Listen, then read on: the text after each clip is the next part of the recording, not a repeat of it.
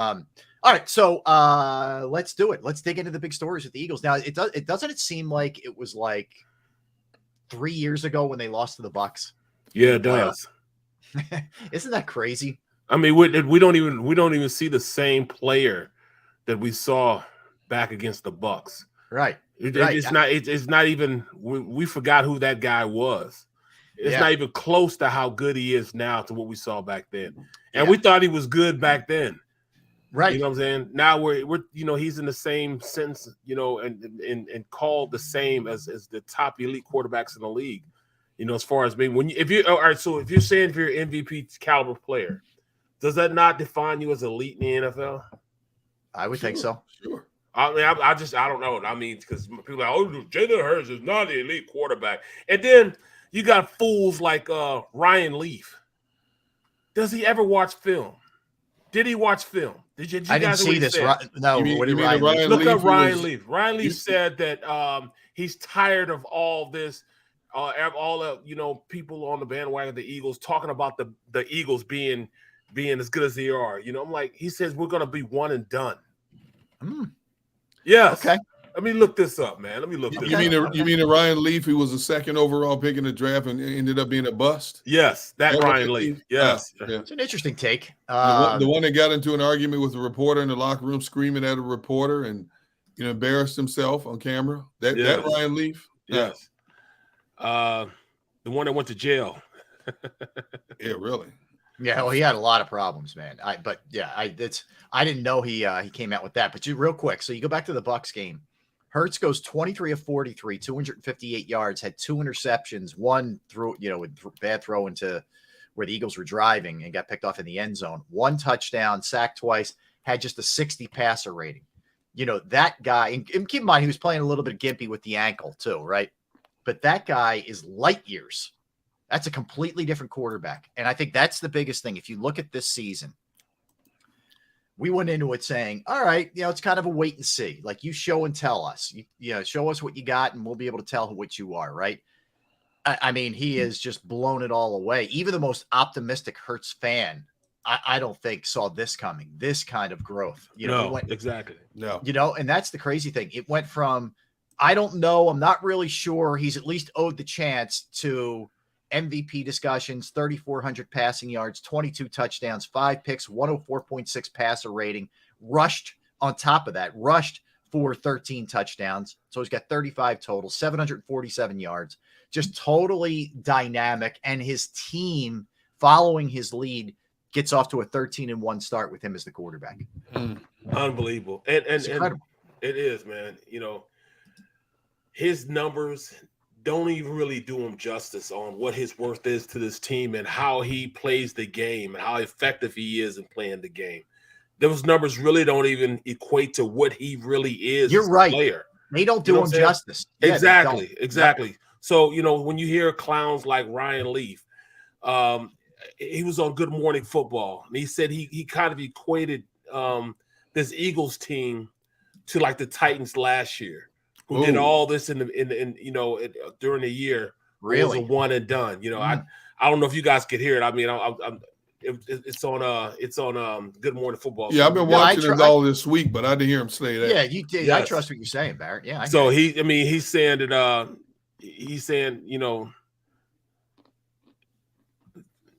they're going to be the best team in the conference. They're going to get that week off. In terms of record-wise, they're the best. Yep. They're saying he wouldn't play Jalen Hurts.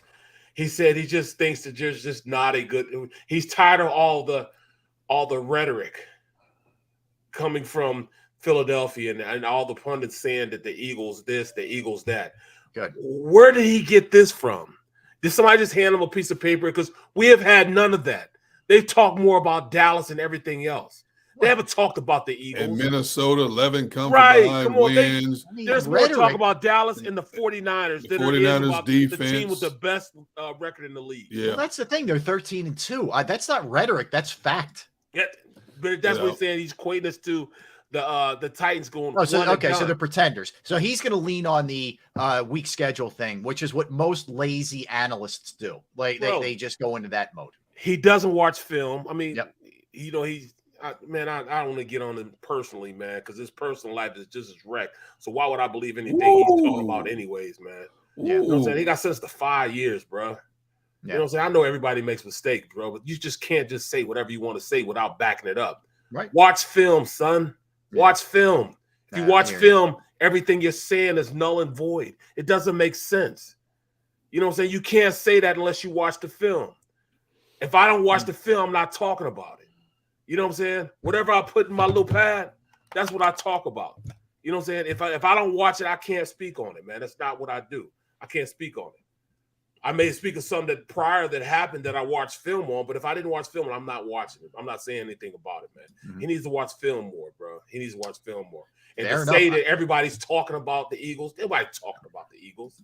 Nobody is, except for us in our little fishbowl, in our little area. They're talking about Buffalo, Kansas City, 49ers defense, Minnesota's 11, one score win season, the resurgence of the Cowboys and all this stuff, man. Come on, man. I mean, seriously, this Eagles team was 9-8 last year. The quarterback has done a complete 180-degree transformation. That they've won 13 games, and you're not going to give them their due, whether you like them or not. You're supposed to be an objective analyst, and you're not going to give them their due for what they've accomplished up to this point. Now, do they still have more to prove? Yes, they do. But still, up to this point, we're talking about teams and what they've done up to this point. Last I remember, they have the fewest losses of anybody in the entire 32-team NFL. Okay? You know, no matter how they arrived at this point, they're still here. Okay? And you know what? It's funny you I say don't that, get, bro. man, I don't. Go ahead, Barrett. I'll rant for a minute, but go ahead. You know, and I love it because I'm looking at Good Morning Football, and they tweeted the Eagles are going one and done. But then you look up, you know, I'm just going to read 3 tweets after it. It says they put up 30-plus with a backup quarterback and a revamped entire offense to fit in a mobile quarterback. Huh? Yeah, you know, and then it turned on, somebody else said, thank you for setting up the 2017 disrespect vibes here. Great job. And the last one said, not an Eagles fan whatsoever, but that take had nothing to back it up at all. I don't know. That's exactly what I just got through saying, man. Exactly. Here's the thing. You've had really a high level of a quarterback play. You have, and I know Lane Johnson's hurt, and that maybe plays into this a little bit. You had the best offensive line in football. You've had a defensive line that gets more sacks than any other defensive line. We always talk about what are the keys here if you're going to be a successful NFL team. You got to be good in the trenches. They're good at the offensive line. They're good at the defensive line. They've gotten great quarterback play. They're skill positions. You have A.J. Brown and Devontae Smith. They have a tight end in Dallas Goedert who's a beast. Then you go to the secondary. I know Slay maybe hasn't been as great of late, but Slay and Bradbury, I'll put up with anybody, okay? Then, you throw into the mix the fact that they take the ball away at a high rate. Up until lately, they haven't been turning the ball over, which I think they will correct. Like all of the key components that coaches and front offices and real pundits who aren't lazy look at, the Eagles have. They can beat you in a number of ways. Are you going to take the run away? They're going to pass on you. If they pass away, they're going to run on you. I don't understand this. Like, this is not some paper tiger team it's a one and done that's phony. All people can point to is the schedule. And I hear this ad nauseum. First of all, the league's not that good. It's parity driven. Right. So they're not a lot of good teams. You're not going to be playing killers every week. It's not the way it used to be when there weren't as many teams. It's not the 70s when there aren't as many teams that there used to be. Okay. So you play who you play. They've beaten Minnesota. They've beaten Dallas. You know, we could go through the other teams with winning records that they've beaten. You know, all of a sudden now the wins over the Jags and the Lions look a lot better since those teams have come on and played a lot better. And yet you don't want to acknowledge that kind of thing. You want to just stick with this. They haven't played anybody kind of thing. I don't understand it. I don't get where it comes from other than, like Barrett said, you're not really watching what's going on. You're not really paying attention to the big picture here. You may be honing in on a couple of teams, but not the Eagles. Well, I think it goes back. Perspective.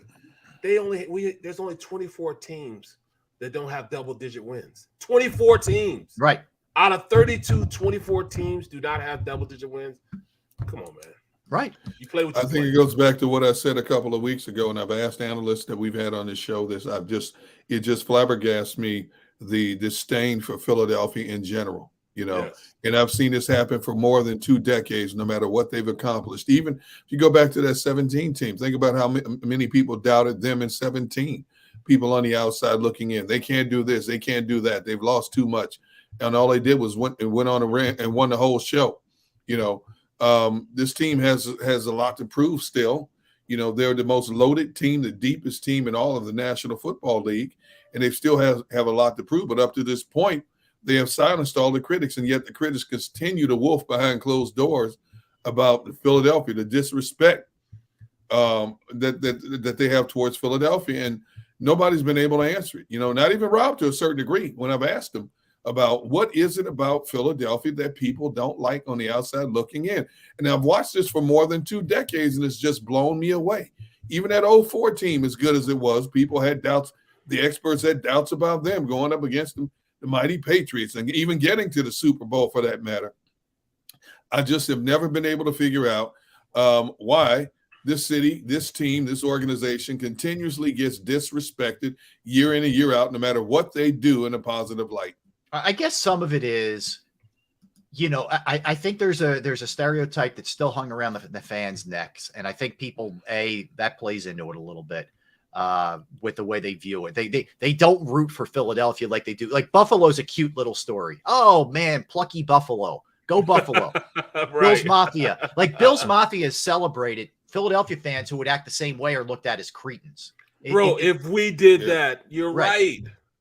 Yeah, so there's that part. You know, Raider Nation. Oh my God, you know, you going into Raider Nation back when it was Oakland, and these guys are all painted up and, you know, chains and all this other stuff. And that's looked at like, man, what a great home field advantage. Philadelphia, if you act like that, oh my God, here we go again. Like, so I think there's a preconceived notion and a stereotype that's laid on Philadelphia fans, which carries over into the way team analysts look at the team. I really believe that. And you know, I don't know what else to say. Like every team they played, they lost to Dallas last week. Yeah, they turned the ball over a ton and you had a backup quarterback. You know, the only other loss they had, they turned it over 4 times. Other than that, they've beaten every single team that they played. It doesn't matter where it was, who it was, what the situation was. They just go out there and take care of business. You know, Kansas City's lost more games than them. Buffalo's lost more games than them. Dallas has lost more games than them. Minnesota's lost more games than them. But that doesn't seem to matter. I don't know. I think it's easy to just say, hey, they're the Tennessee of last year. What's that based on? They have a way better quarterback than Ryan Tannehill. That's a joke. If that's it right there. I mean, the quarterback play. We have an elite level quarterback play, man. And that's why you say the teams. That's why you speak on the Chiefs. That's why you speak on the Bills. Elite level quarterback play. That's why they're now starting to talk and get back on Cincinnati's bandwagon about them being one of the elite teams in the NFL. Because their quarterback. Well, damn it, we got one too. You know, talk about ours like you talk about theirs. You know, you're riding their jock instead of riding ours. You know, and for him to say we don't do that, come on, man. Well, see, I agree with what Dan Celio's saying here, but it goes deeper than that. Rob made a very valid point about the perception of Philadelphia, and you brought up some interesting stadiums. I've covered this game for over 4 decades. I've been to every stadium in America multiple times. You look at the Oakland fan base. You know, they get all this glory, yet Oakland fans base at least once a year, somebody gets stabbed inside or outside the stadium. The 49ers fan base, when it was Candlestick Park, you'd have major shenanigans going on there a lot of times as well. Chicago, all these other stadiums, they have national problems that are talked about to a certain degree, and then all of a sudden it's forgotten. Something jumps off in Philly, it's talked about for years. Even if the next few seasons everything's perfect, it's still brought up years later. And I can't harp on this enough. No matter what you try to defend, how you try to analyze the way Philadelphia is perceived, it continues to happen year in and year out with this team. Yeah. The disrespect for this fan base, this city, this organization, it just leaves me speechless. Yeah. No matter what they do, no matter how they go about their business, nobody talks about how Jeffrey Lurie is one of the best in the NFL in terms of letting his front office people do their jobs. They don't talk about the community service that this organization does, second to none to anybody in the National Football League, the ownership that's committed to that. The players are out and about amongst the people. They don't hide from the people. They're out and about amongst the people. Yet all that stuff is overlooked. It's always something negative about this city.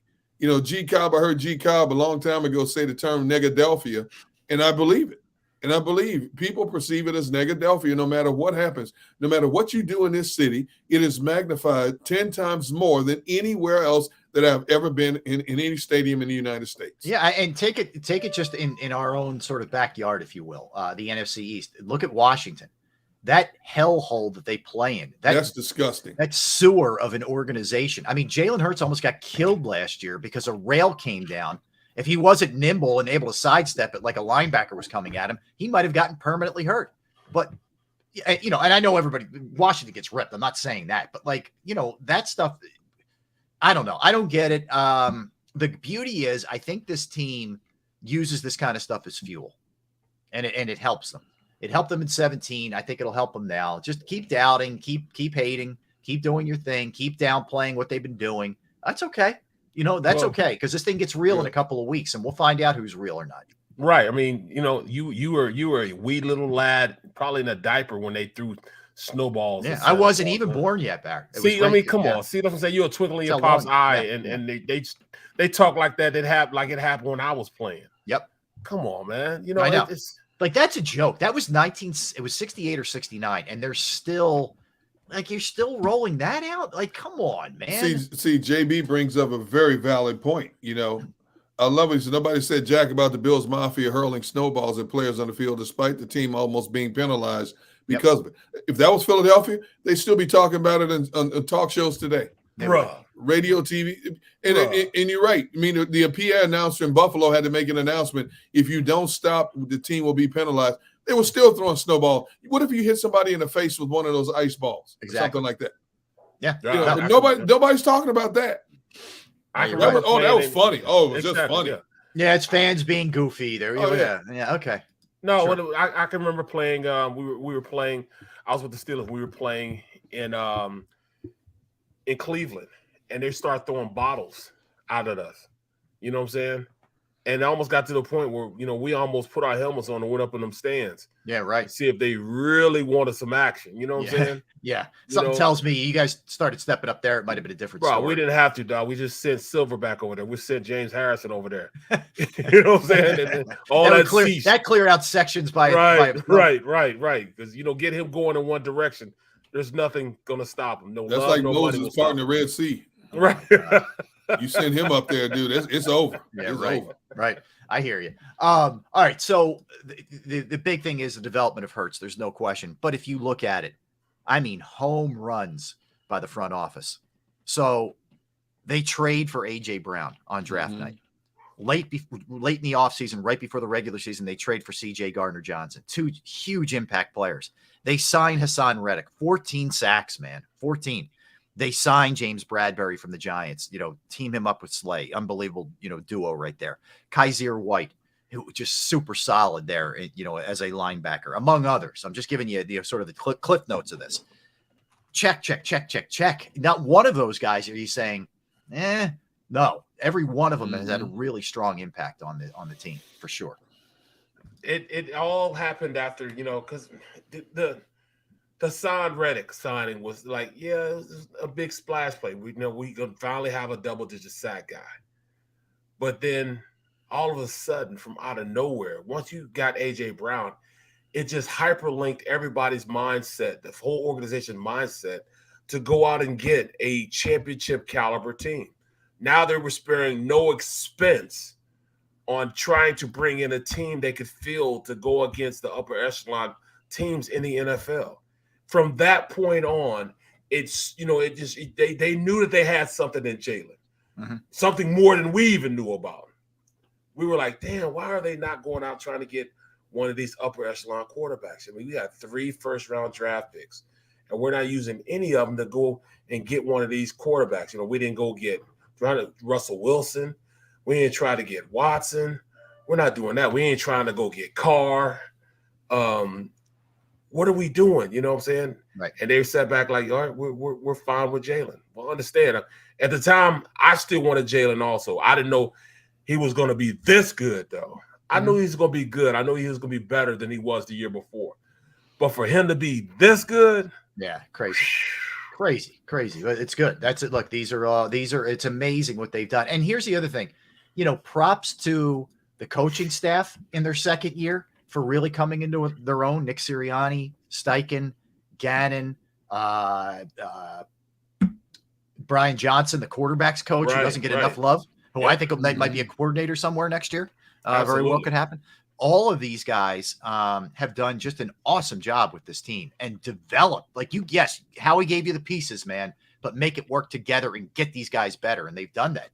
So I think it's been such a great story so far. And hopefully on Sunday, they're going to be able to close the deal and get that home field advantage, which is huge. Play here in front of your fans and have the week off, one less game.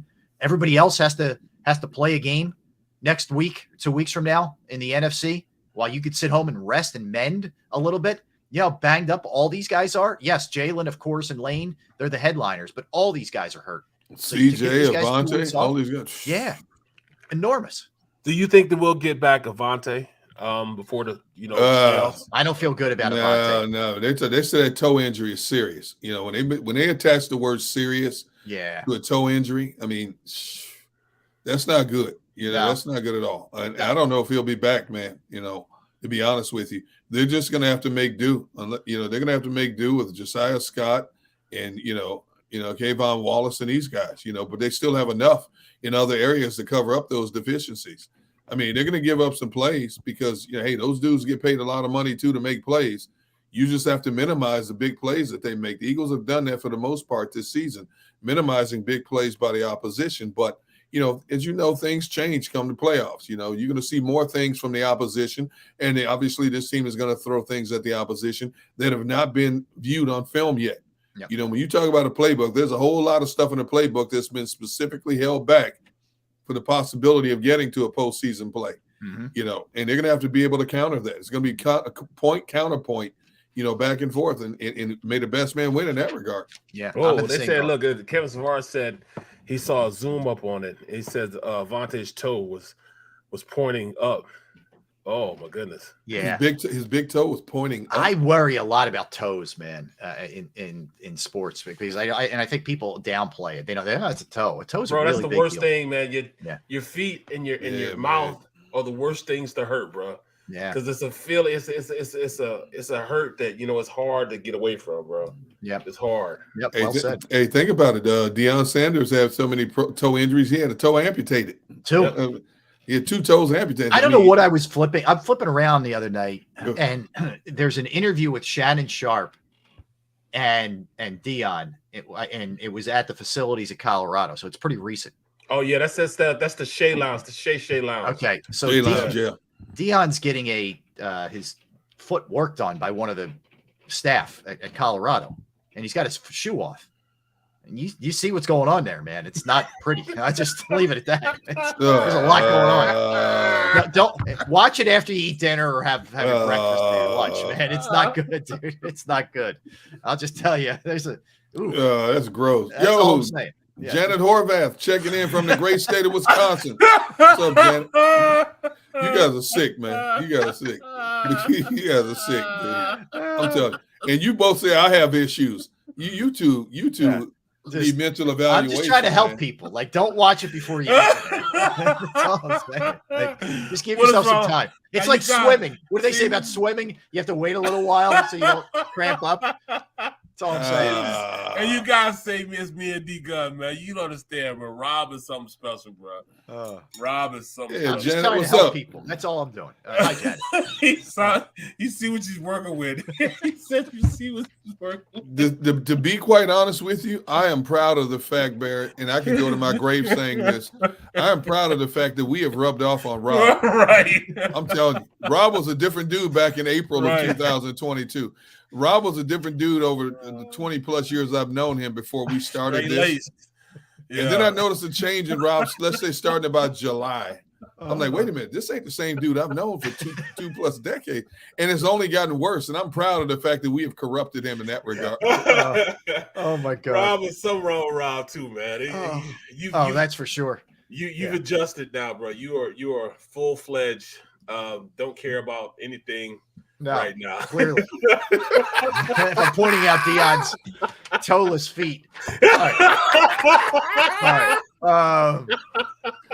Oh man. So we'll come back and we're going to dig into. Hey, look at Timberland says, I'm surprised Barrett doesn't have jacked up fingers from football. I do. I've broken each one of my fingers twice. They look good though. I gotta say, each one of my thumbs twice. Yeah, they. You see Baldy or like Chuck Bednarik. Oh, what he used to, back in the, obviously rest in peace, but like, oh my God, man, that was nasty, bro. Dude, to this day, when I talk to Baldy in person, man, I can't look him in the face because I'm following his finger like this. I'm hypnotized. Whoa, No, that's true. Right. Hey, Great Dan change. said that's right. That's right. That was it. It was a turning point. Yes. The fact that you did that, I'm still impressed that you actually did it and put it out there for people to see. Believe me, I've scarred my daughter permanently, but that's okay. We'll fight through it. All right, so we're going to come back and we're going to go Philly, Sixers, Flyers, Union, Nova, whatever else anybody thinks. And I welcome people in the chat section to chime in. So we are going to Christy. He said, "You two have corrupted Rob. Listen to where you're done. He's a changed man." Thank you, Chris. That's true. That's right. I'm proud of it too. Yes. So anything you guys want to throw in there as the big stories from all the teams from this past year, we will do that as well. So don't go anywhere. D Gunn, B Brooks, R Ellis. We are Sports Take, JAKIB Sports YouTube Network. I want to tell you about Flynn Tree Services. Yes, Flynn Tree Services is an experienced, licensed, and insured Pennsylvania tree services company that will trim or remove any unwanted trees off of your property. They offer cost-effective solutions to any tree problem that you may face. So if you have any types of issues in your yard or your property, if you do, they're just a quick phone call away, and they're experts at trimming all types of trees. They serve southeastern Pennsylvania, South Jersey, and northern Delaware. Flynn Tree Services specializes in tree removal, stump grinding, as well as tree pruning. Now, keep in mind, we're in that time of year, heavy winds. Winter's about to really kick in and hit here. It's a good time to get your trees evaluated. You go to their Facebook or Instagram page for a sampling of their work or more information. Give Flynn Tree Services a call at 610-850-2848, 610-850-2848, or online at flynntreeservices.com. That's flynntreeservices.com. Go for the beers